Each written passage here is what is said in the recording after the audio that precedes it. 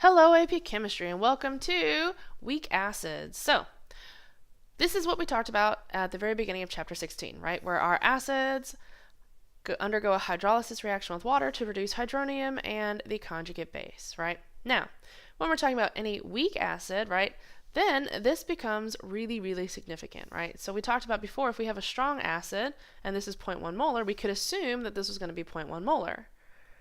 But if we have a weak acid, is it a strong electrolyte? No, it's not a strong electrolyte, right? Meaning, does all 0.1 molar acid dissociate? No, some random amount dissociates based on, ding, ding, ding, Ka values, right? Which means that here, our Ka expression actually becomes really, really important, right? Because we have this, and we have this, right? And now this becomes important, right? So this number is going to be what kind of a number? Right. It's going to be less than 1, right? Because we know that this is not going to dissociate completely, okay? But the same principle still applies, right? The bigger my Ka value, the stronger my acid, right? The bigger my Ka value, the stronger my acid. So something that has a Ka value of 10 to the negative 4 is a stronger acid than something that has a Ka value of 10 to the negative 7. Yes? Right? Bigger means more dissociation, meaning stronger acid, right? Because that means if we say that there's more dissociation, we say that we're really saying it produces more of the hydronium ion, right? Which goes back to a lot of the same language you used when we talked about the KSP expression, right? Where when we talked about how going forward meant making ions, right? Going backwards meant in that case making precipitate, right? Here going forward again means making ions, right? Which in this case means hydronium ion, which means increasing pH, right? Okay, so anyway, so this is all going to be tied together by my Ka value, which is a constant based on temperature, yes? Meaning that that constant is going to influence all these values. Okay, now, next up, moving along to some different kinds of weak acids, right? So you've memorized all your strong acids, and basically if it's not a strong acid, it falls into the realm of weak acids, right? So some of these should be familiar, right? So chlorous acid is a weak acid. And don't forget, this is what we talked about back in chapter 4, right? The hydrogen is always attached to an oxygen, despite how we write it in the formula, right? It's always attached to an oxygen. So if we look here, right, that hydrogen attached to an oxygen. Hydrofluoric acid is one of the only weak hydrohalides acids, right? Nitrous acid attached here, right? And again, we know that nitric acid is a strong acid, chloric acid is a strong acid, and these are their weak acid counterparts. Now, here we have these two, which look strikingly similar, right? We have this COOH group, right? And again, in organic formulas, we often write things to represent their structures, right? It's written this way because it represents COOH, right? COOH, right? And this is known as a carboxylic acid group, right? Or carboxyl group, right? And it's always going to be recognized as COOH, which means that every time you see this as part of a chemical formula, you should understand that it looks like this. And by extension, that proton is ionizable. That proton is losable, meaning that this can be deprotonated. It could also be called the acidic proton, okay? So that acidic proton can be removed or lost, forming the deprotonated conjugate base. Yes? All right. And then likewise here for hypochlorous, right, again, a derivation of chloric, right, hydrocyanic, right, and phenol.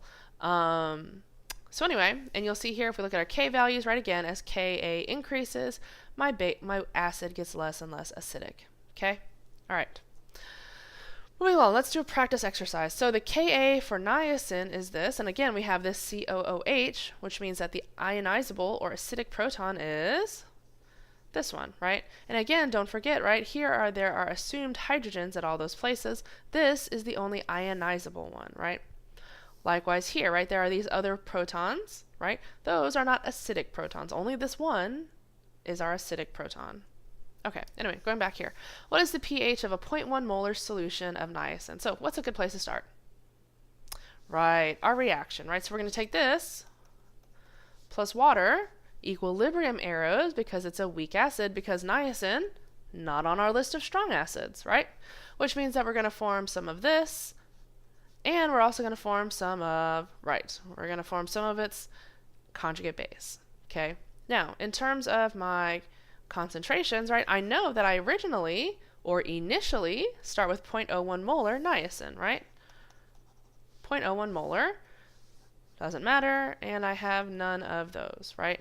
Which means that if I think about my changes, right, I'm going to lose one of these because it's only one ionizable proton.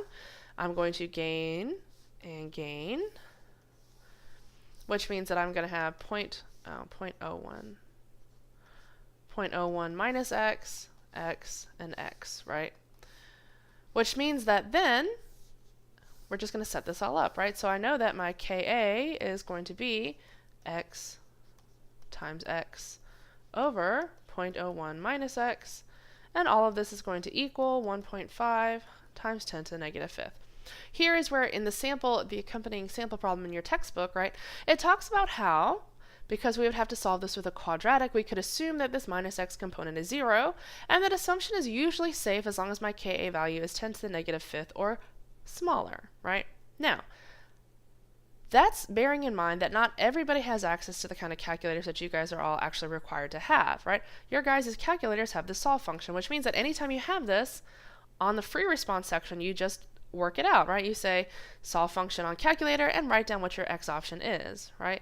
There's no reason for you to assume, right, that this is negligible, right? Now, if you're asked to discuss that as an option, like, can we assume that x is negligible? Well, you can assume that x is negligible if x is less than 5% of your original value, right?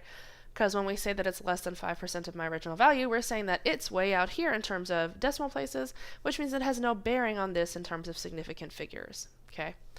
So anyway, that assumption is there, bearing in mind that some people may have to work this out using the quadratic equation, blah, blah, blah. You guys don't have that problem, so we're not going to do that, right? Now, if we were on the multiple choice section of the exam, okay, if we're on the multiple choice section of the exam here, yes, we would consider x negligible, and we would solve this really quickly and simply. Yeah, does that make sense? All right. So anyway, so we would solve for x, right, and x would go over here, and then if we want to know the pH, right, x is equal to this. So then the last step would be negative log of that concentration. Make sense? All right. Thank you for listening. Be good, and I will see you soon. Bye.